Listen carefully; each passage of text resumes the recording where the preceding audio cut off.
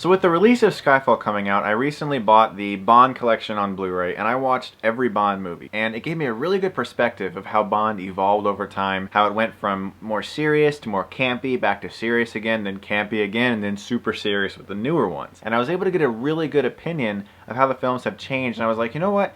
I'm not a big fan of doing lists because usually people are very incensed and angry when their picks aren't in the exact order. And with the 50th anniversary of Bond and the new Skyfall movie out, this is the perfect time for me to tell you guys my thoughts on my 5 favorite Bond films. Starting off with number 5, this is a classic. This is one that everyone likes. This is a film that started Bond. This is the film that is heralded as the film that actually made Bond come into his own, Goldfinger with Sean Connery.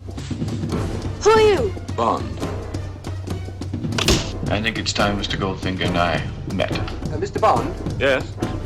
This is Mr. Goldfinger. Many people have tried to involve themselves in my affairs, unsuccessfully. It's the film that started all of the gadgets. It started the absurd female names, but it wasn't campy though. It actually had a vibe to it where it worked. Like when Bond wakes up on the plane and he's looking at this beautiful woman and she just goes, "My name is Pussy Galore." Sean Connery sinks down into his seat and goes, "I must be dreaming." It was great because Bond admitted the stupidity of that name, and it made it work, and it actually wasn't so over the top and weird. You actually bought it. But Connery was so good as Bond. He was the guy who set the standard as Bond. He had a masculinity about him. You bought that he could kick ass, you know, but he also had this great humor about him and this wit to him, you know, and you really bought him as Bond. And he was just a really entertaining Bond in those first few films. Later on, he started returning for paychecks, and the last couple films he did weren't that great. But the early Sean Connery films were excellent. And one of the reasons Goldfinger is so good is because it understood everything that Bond needed to be. It had the crazy villain, Oddjob. You know, he didn't say a word, but he could cut your head off with his hat. And so you respected that guy. It has some of the best lines in the whole series. "Do you expect me to talk?" "No, Mr. Bond, I expect you to die." Great lines, terrific scenes, very good action also for the series. It was one of the first films where the action actually started to look like it was actually real. Because the first couple Bond movies, while though I enjoyed Dr. No and From Russia with Love, some of the action didn't look as convincing as it does nowadays. I mean, it's granted it was in the 60s. Goldfinger had realistic action, good Bond girls, a fun plot, and a really riveting finale, and Goldfinger is definitely one of the best Bonds. Shocking. You have interfered with my plans for the last time, Mr. Bond.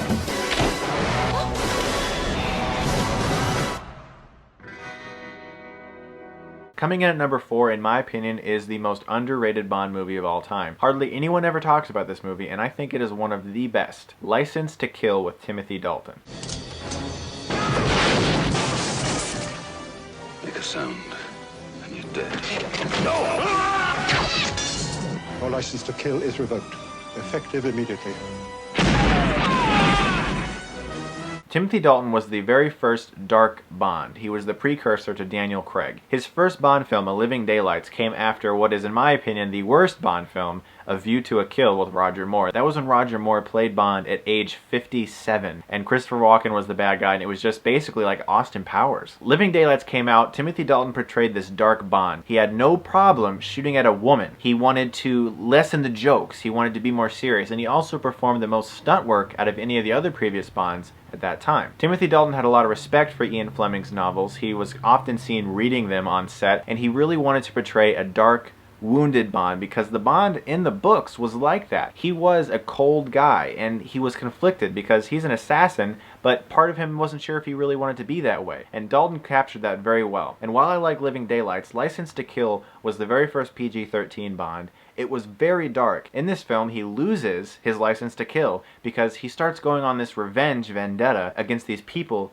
who killed one of his friends. And that's the whole movie. He's out on his own, you know? He's not going to some big mountain fortress where there's a guy trying to rule the world. There's this drug guy who hurt one of his friends, and Bond wants to find him. It has some of the best action in the whole series. It took the plot very seriously, and a dude's head explodes in this movie. Seriously, this was the first dark Bond ever, and I loved it. If you have not seen License to Kill, or if you haven't seen any of the Timothy Dalton Bonds, I highly suggest them.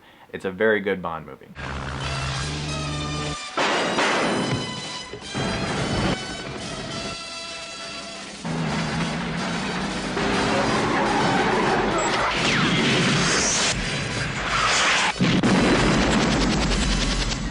Coming in at number 3 is basically the Bond that I grew up with. It's my childhood favorite Bond. It's the one where I played the video game based off of it. I'm sure you can figure out what I'm about to say. Goldeneye. The first Pierce Brosnan movie, and in my opinion, the only really good Pierce Brosnan movie. In fact, Goldeneye is one of my favorite action films.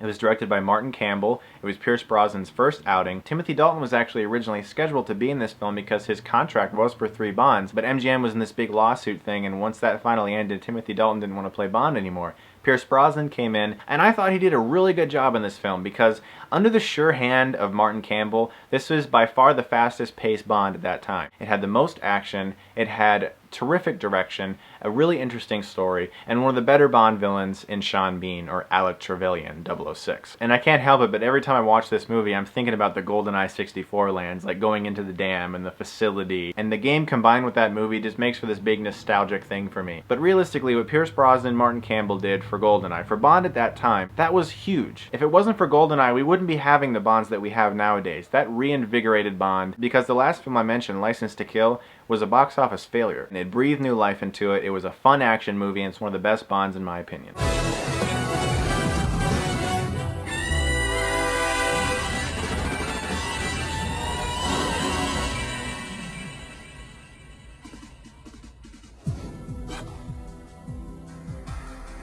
Now I'm about to tell you my number 2 pick, and once I tell you my number 2 pick, you're gonna know what my number 1 pick is, because I'm sorry, it's obviously going to be one of the Daniel Craig movies. And I thought about this a lot over the past few days because I was a little conflicted about it, but I've come to a firm decision. And number 2, Skyfall. I loved Skyfall. I loved everything about Skyfall. It's one of my favorite films that came out this year.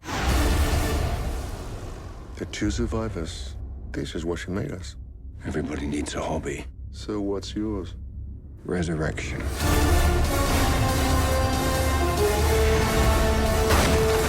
After Quantum of Solace, Bond needed something. It needed another fresh take. Skyfall, by far, is the freshest look at Bond you've ever given, because a lot of fans are disappointed because it's not Bond, so to speak. There's all these different things about it. They're complaining about every little random thing. Skyfall is one of the best action films I've ever seen, and it's because it takes the character seriously. It presents a villain who is not just some maniacal, scheming guy, but he actually has a plan that makes sense. The best villains in movies are the villains where you understand why they are evil, why they're doing what they're doing. They're people that you can actually go, you know what? I get why he's like that. I see it. I understand why he's like that. That's where Javier Bardem's villain is so good, because you really understand his position in life. He's not just some crazy guy. And Daniel Craig was great in this movie too, because he's getting older, you know, he's in his 40s. He's a Bond that is starting to lose a step, as Ray Fiennes says in the movie. And that really added something to the movie and humanized Bond, you know? He wasn't just some perfect spy hunting killing machine like he was portrayed in some of the other films. He's a human and he's got problems. Skyfall was emotionally euphoric. It looked beautiful. I adored Skyfall. It's definitely one of the best Bonds. There's nothing I didn't like about it.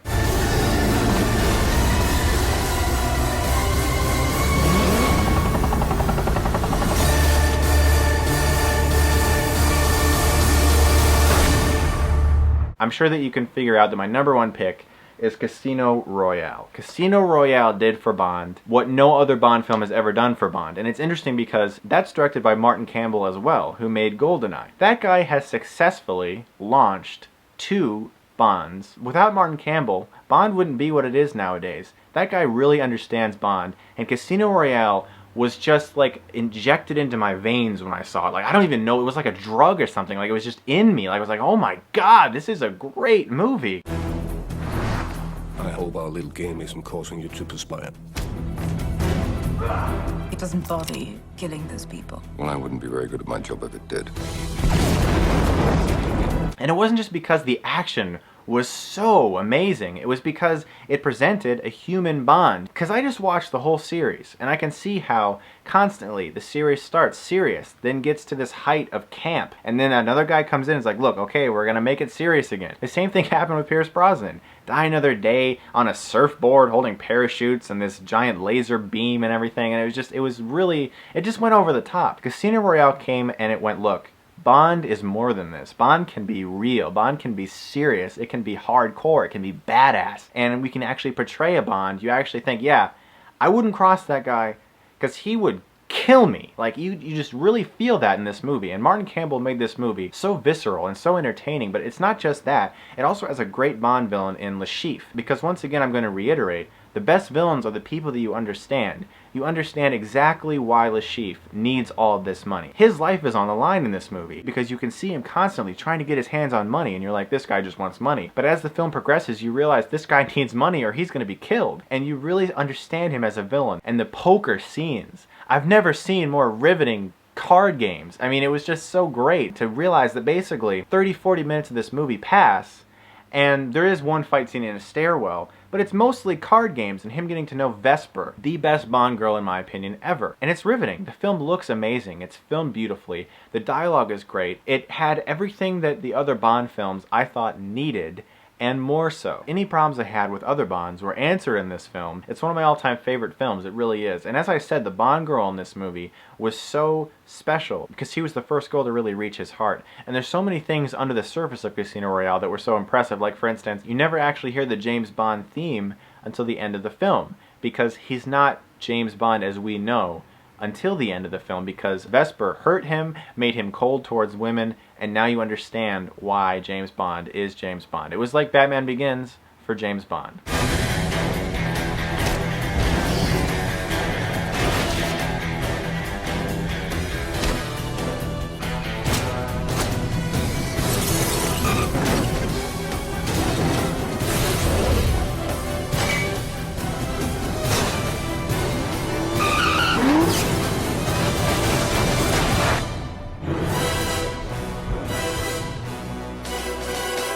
So those are my picks for my 5 favorite Bond films. If you guys have different opinions, I understand, because every time I ever present a list, there's always something. That's fine. An opinion is opinion, and it's a movie, for goodness sakes. You know, what's your opinion? What Bond films do you like? Thanks a lot for watching, guys, and as always, if you like this, then you can click right here and get Stuckmanized.